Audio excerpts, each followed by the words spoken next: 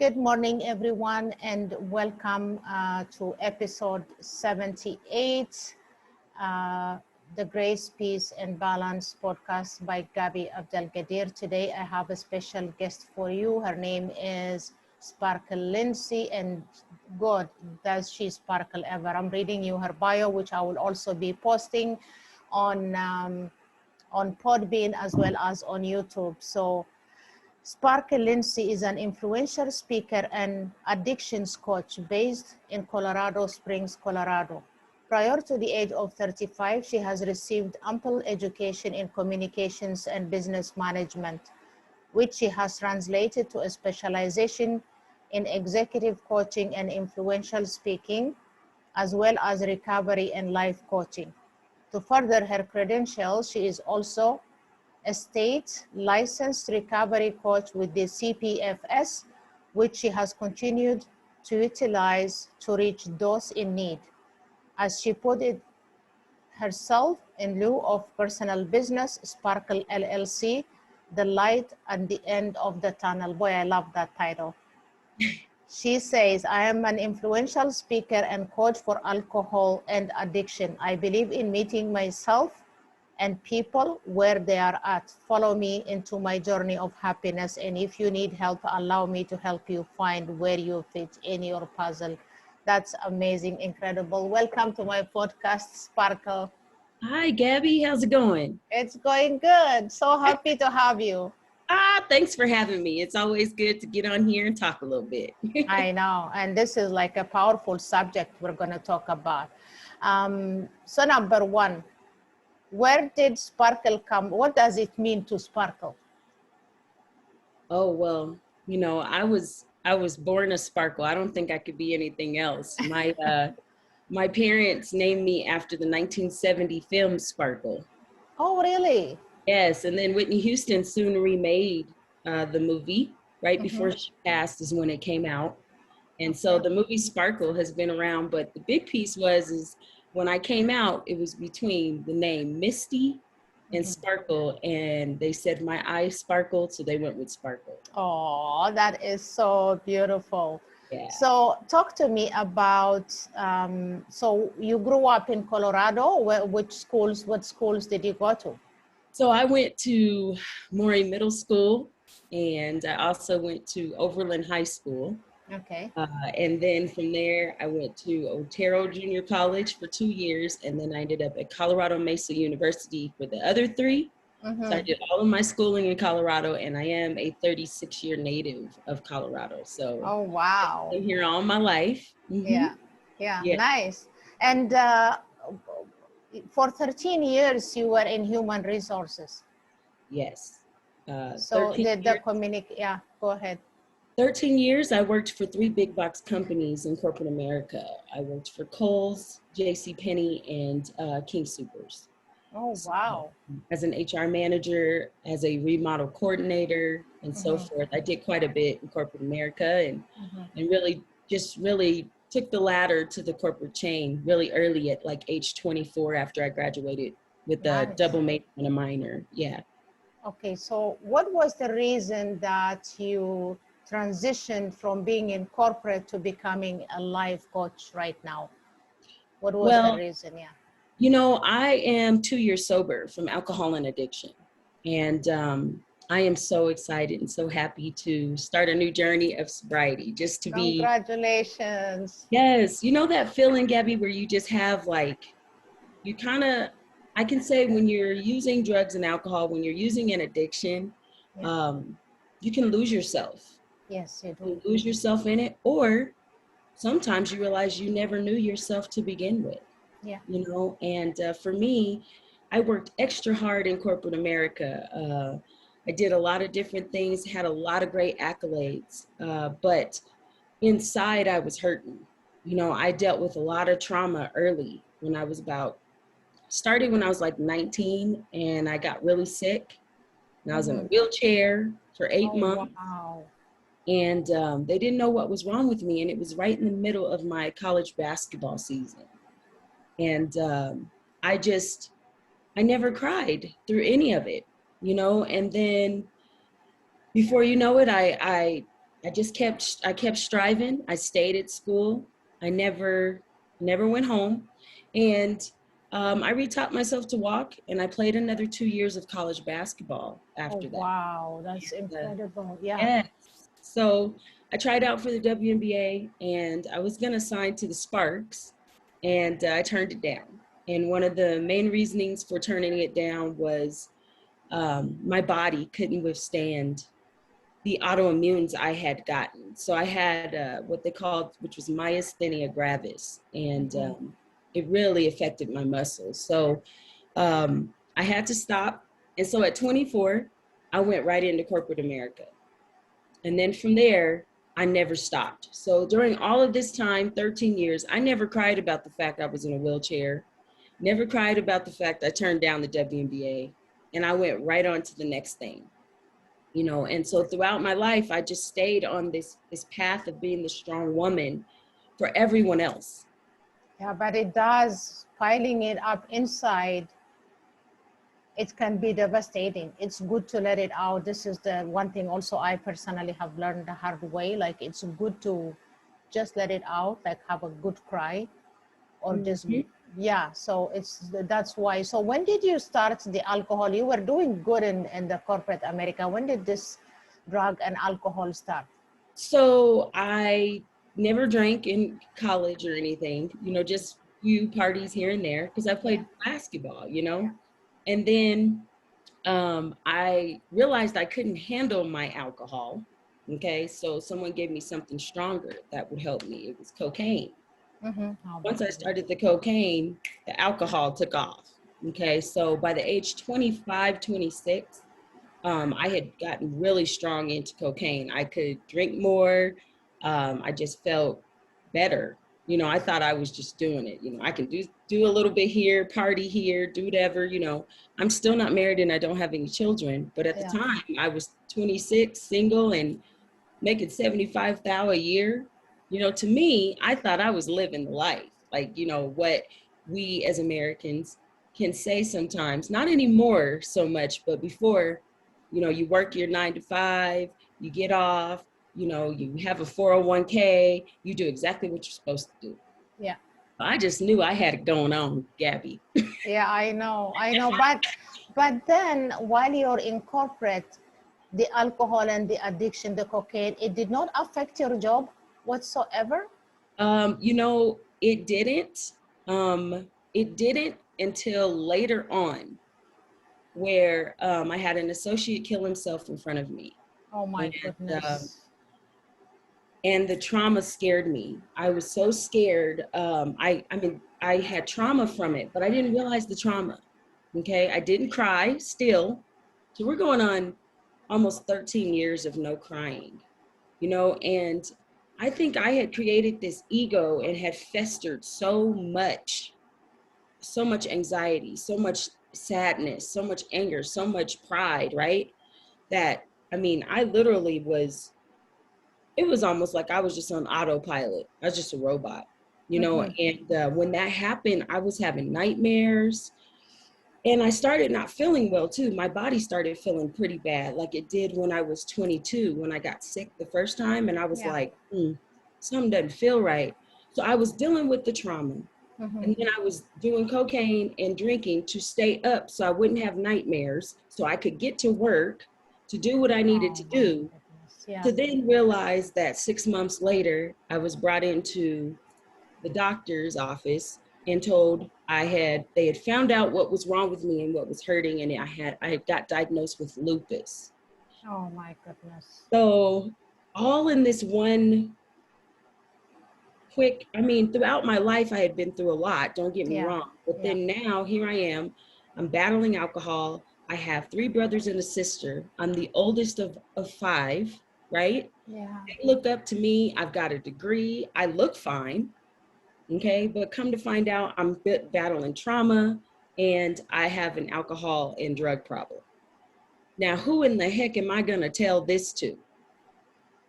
So I guess only like an expert, like a psychiatrist or like your medical doctor. Who else? Exactly. And at that point, I was like, it's okay. I can fix it. ego said, no, we're good, right? Oh, yeah. So here I am giving myself shots of chemo and taking shots of alcohol the same time, right? Oh And my I'm thinking in goodness. my head, I'm not gonna make it. I am not gonna make it to age, I think it might have been 30, I was 33 at the time.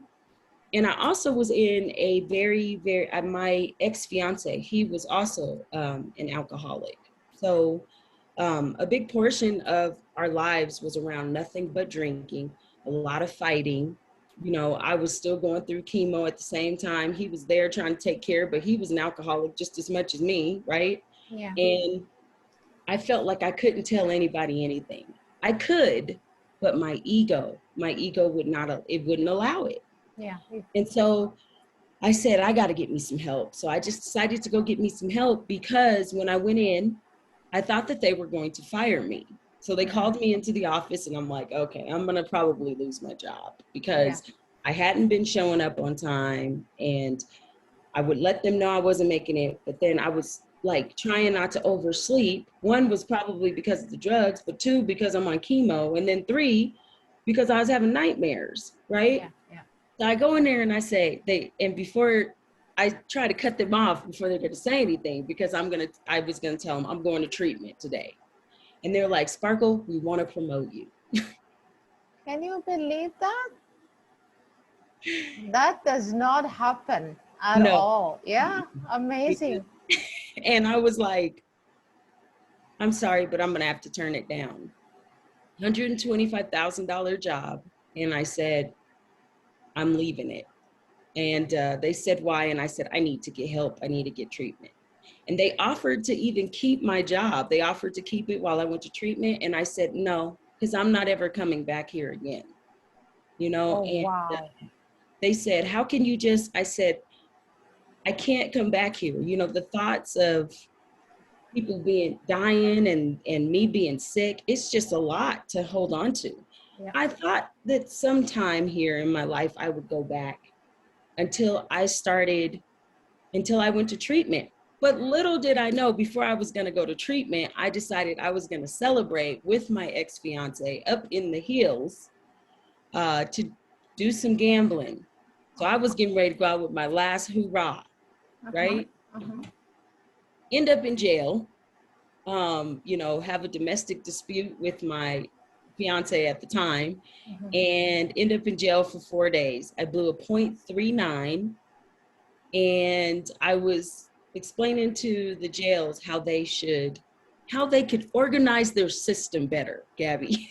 Oh my goodness. And talking to them how I'm talking to you right now. They were Uh-huh. like, this girl blew a .39 and she's as calm as can be. That's how much drinking I had been doing. Okay. Like I was drinking. So so I guess I probably could have spared going to jail and I could have just went to treatment, but Yeah. instead I get to, once again, ego gets in the way. We could just party for a little bit. Let's do the last thing before I go to treatment. So Yeah. there we go. So I'm stuck in jail, finally get out, and immediately my aunt's like, here's the treatment center. You know, we get right there. And I just remember going into treatment, and I first remember being like, oh yeah, this would be like 30 days and I'll take care of it. And then I'll just go, I probably will go back and I'll be fine. I just need a little bit of time. And then I thought that I was done at the 30-day treatment center, Parker Valley Hope. Mm-hmm. Okay. And my aunt's like, she's like, she was up in the Colorado Springs because that's where I'm at now.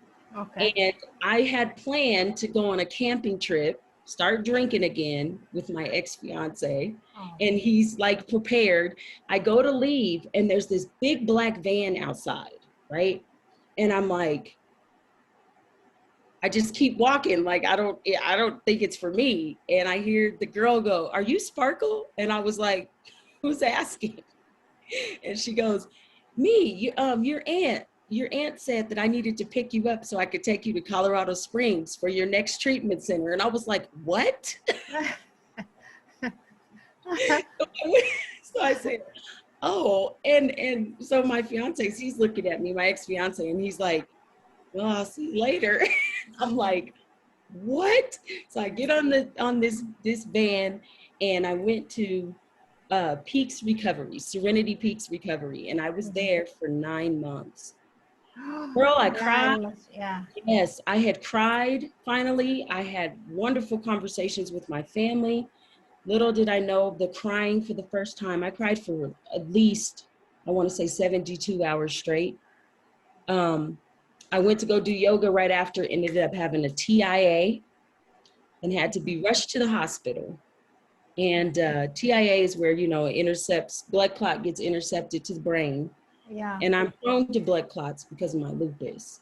Yeah. So got through all of that. And that's when I decided I want to help people help themselves the way I've decided to take my life back. Yeah. And excellent idea. yes. And in all of that, that's when I knew I needed to become a better me for me, because I was walking around with an empty cup for so long, and I was fixing everybody else's stuff and making it where everybody else was happy. But inside, I never even knew who I was, what I was really capable of for myself. Yeah. And it just wasn't fair. I was giving away all my love, but holding nothing for myself. And I needed to change that narrative. Yeah. And so I went on ahead and became a recovery coach, nationally certified. Yeah. And that's what I do now. I help people help themselves get sober. And I help myself every day by meeting myself where I'm at daily and just simplifying things for myself now.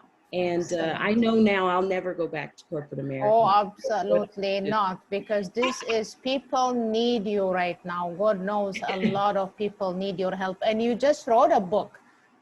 I did. Yeah. What is the title of your book?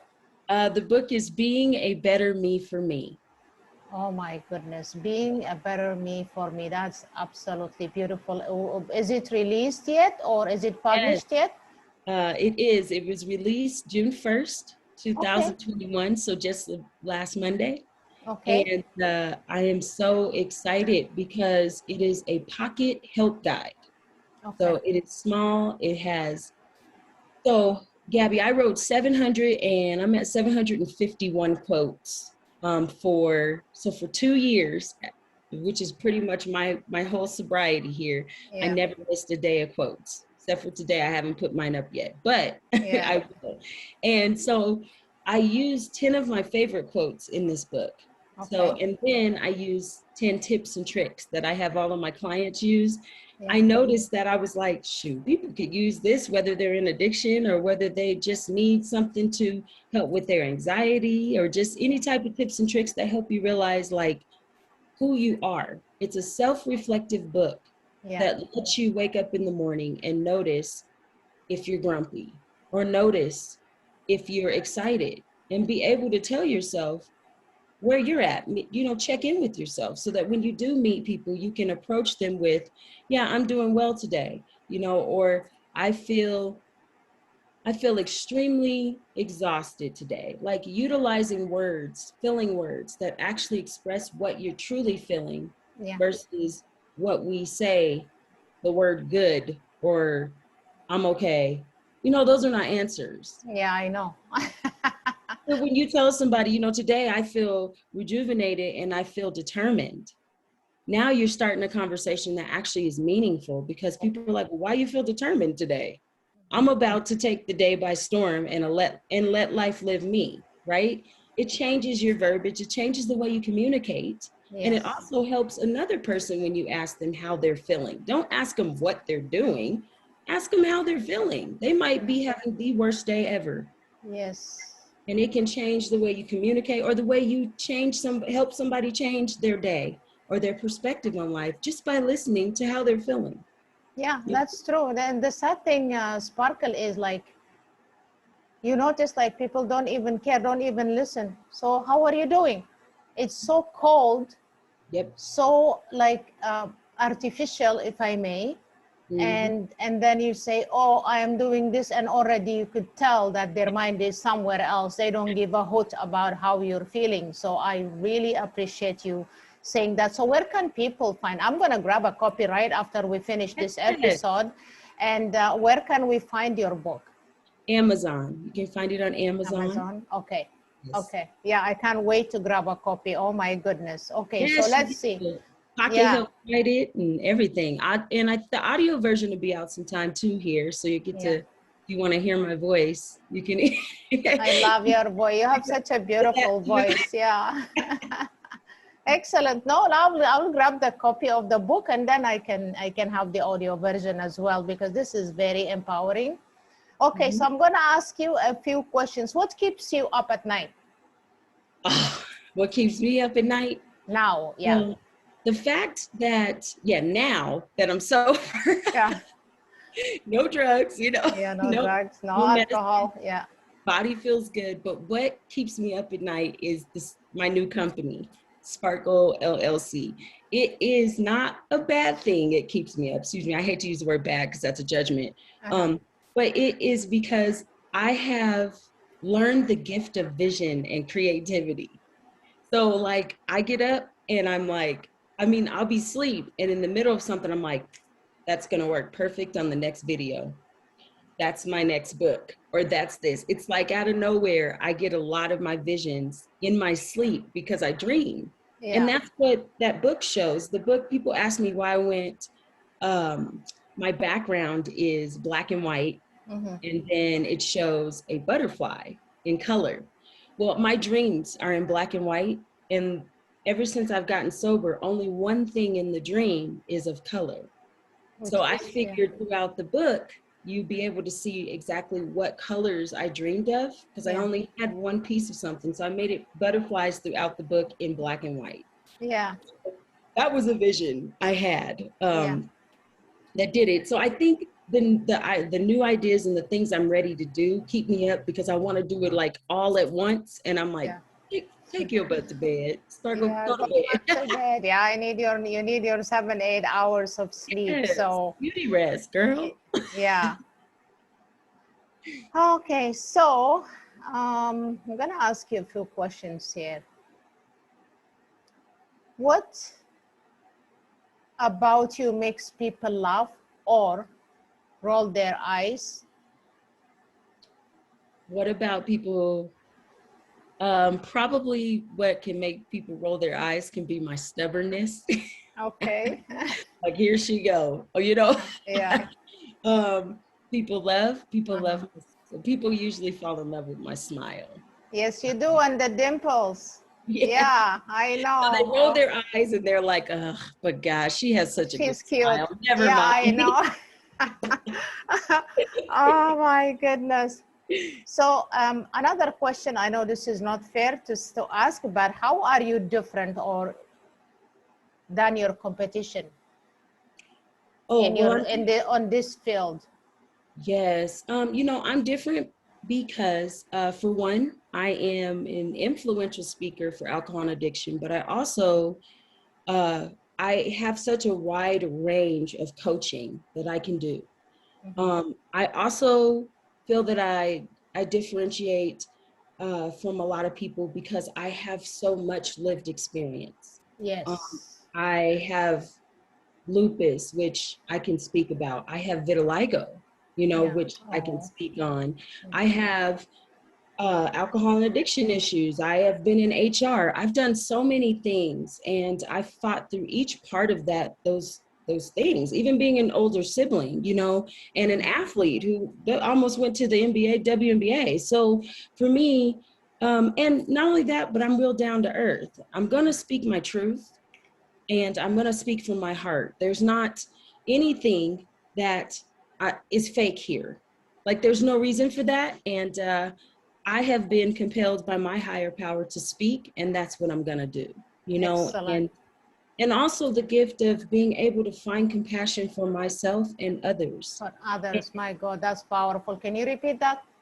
Can you repeat Finding compassion for myself yourself and and for others. others? Yeah, And I absolutely. think there's so many people right now who want to be a coach and they want to have courses and they want to tell somebody what to do. But you know what? My biggest mission is to help people help themselves. I cannot help someone if they don't want to be helped. Yeah, But I can true. give you all the resources in the world to take your life back. And that's Yeah, what I love to do, yeah, and sometimes we misconstrue helping someone with taking credit for someone. We don't do that. Instead, we walk alongside the people who need that help and watch them grow. And that's the compassion I bring every time I work with anybody or anytime I communicate with anyone. Give it 100% for them because I know they're going to go to work for them as well. Yeah, excellent. What a beautiful reply. Okay, aside from all this that we talked about, what other activities do you enjoy Oh, well, besides coaching? so I love to play sports. Obviously, I like to work out.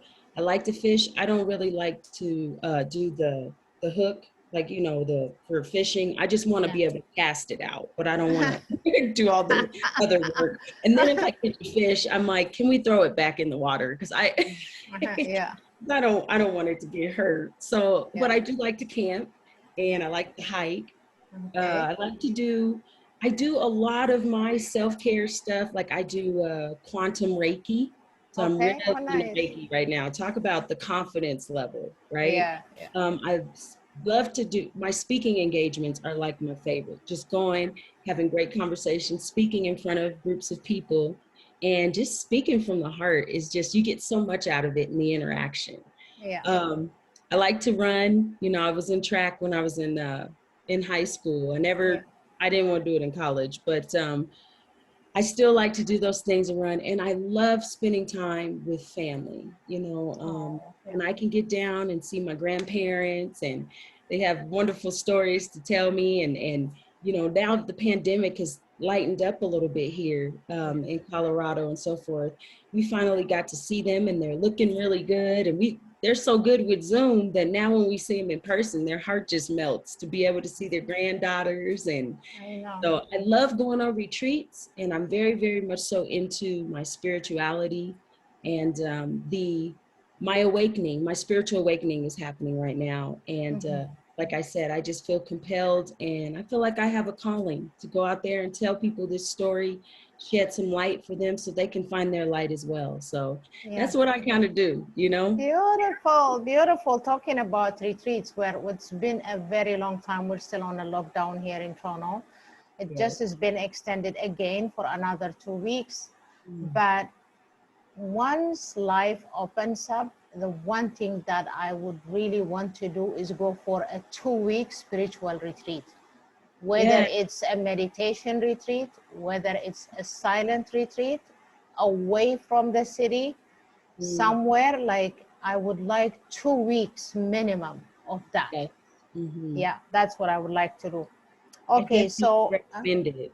I yeah, definitely do. yeah. Being one, I mean, I think that's a big part of being a better me for me is I run off of 8 dimensions of wellness, right? And I've been focusing on physical wellness, financial wellness for 2 years. I've just been trying to help myself become this complete package. Yeah. If you hear what I just said, Mhm. I've been working to help myself Yeah. become the complete package I want to be. Yes. This is the self-reflective I needed to do for me to become what I feel is amazing. Yeah. And the reason why is because now I have enough of that to give to others. And Yeah. before I didn't, Yeah. because I was left without any. So being able to do that and then go on a retreat and actually sit with myself and just allow things to be and just enjoy the sun and I the moon know. and everything for what it is. There doesn't have to be a reason for everything, and No. everything doesn't need fixing.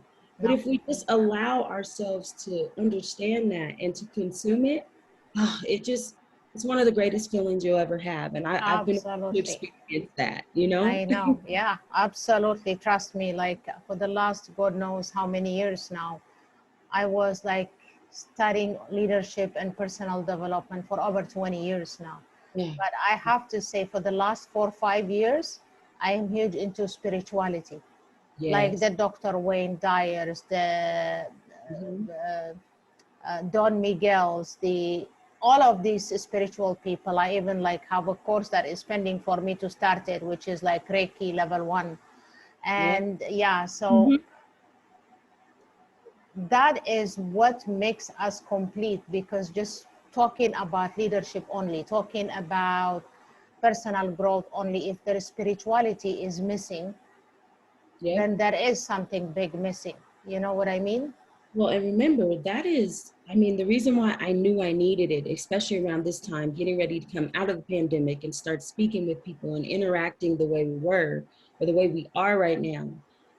I had to find something that could ground me. I love meditation, and meditation is something I do every morning. Yeah, me But too. for me, the Reiki, the quantum Reiki, all of these different things, my father is a Reiki master. Um, with that, every week, once a week, that grounding piece, people don't understand. There's a place in your heart Yeah. that helps you stay grounded when things get rough. Yeah. And we don't know ourselves enough. We don't know where that safe spot is in our body until we become curious about it. Mm-hmm. As soon as we become curious about who we are and we want to learn more, everything starts to just connect. It starts to move like a well-oiled machine because we've allowed our bodies to do what they've always wanted to do. Yeah. Surrender and stay grounded. Yeah. As soon as you do that, I mean, blockages and obstacles that were in your way, they're just removed. I know. It's one of the Seriously. greatest feelings, but you got to get there. And the only Yeah. way to get there is to work on the inner you, find that inner happiness, you Yeah, know? you got it. Thank you so much. That was absolutely beautiful. So what is anything surprising about you that most people don't know, even your family or your closest friends don't know? That's a good one. I was gonna say Reiki, but you said your dad was a Reiki master, so Yeah, I'm not gonna say that no, but yeah.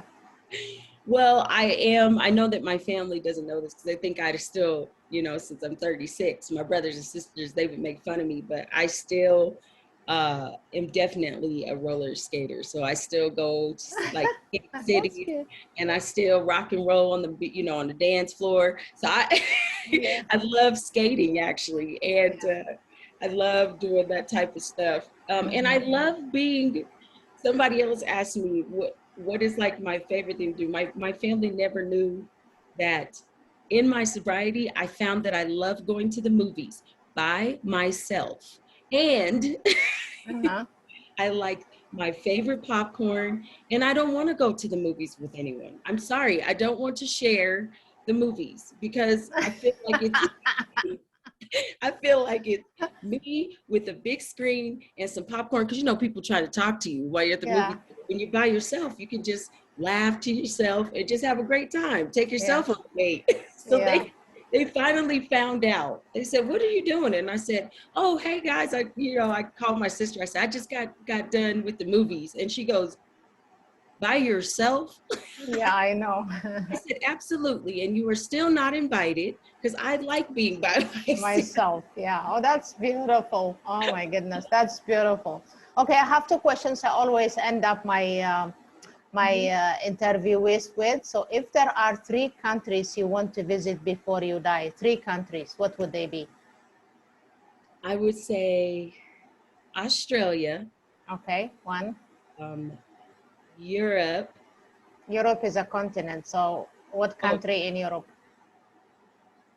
probably no, not Italy. Yeah, Italy. Probably Italy. Okay, Italy, okay, two. And then, well, I really, really just want to go to Jamaica just because all the hot men are there. So I, Have you been before? I have not. Okay, So so Jamaica, that's an easy one though. Okay, right, I don't think that's gonna be a tough one. It's not okay, like a so long flight.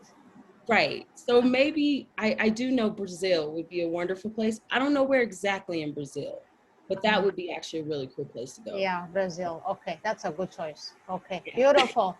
Beautiful. Okay, apart from everything you told me about and everything you're doing right now and you're planning to do, what is one dream that you would love to accomplish before you die?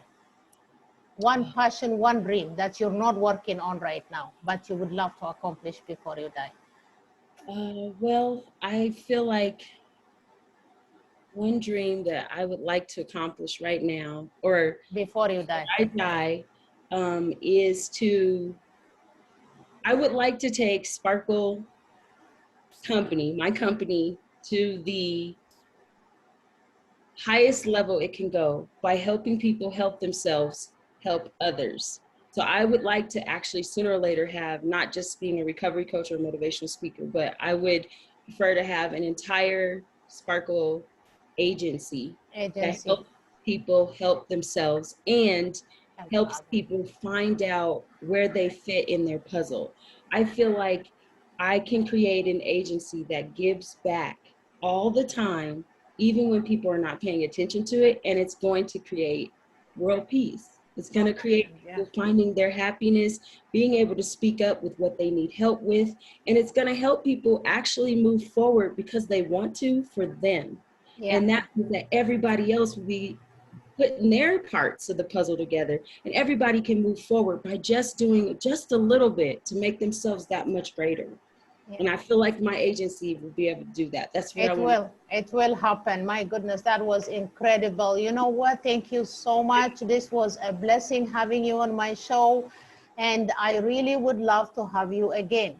Of course. Yeah, Yes. because it seems like you and I could like talk for hours and Oh, yeah. not even think about coffee or tea or No. anything like that. Yeah, I know. You said be hungry, got to use I the know. bathroom. I know, seriously, like, oh my God, I love you. Thank you so much for being on my show. It's been an honor. Until the next time. And everybody, I'll be posting her bio. I'll be posting the link to her book. I will be posting her social media links. Get in touch with her. This woman is a dynamo. You need to look her out. You need to grab her book like right now. I am going to, as soon as we finish this. Up until the next episode, stay safe. Wishing you grace, peace, balance, and harmony. Blessings. Have a good one.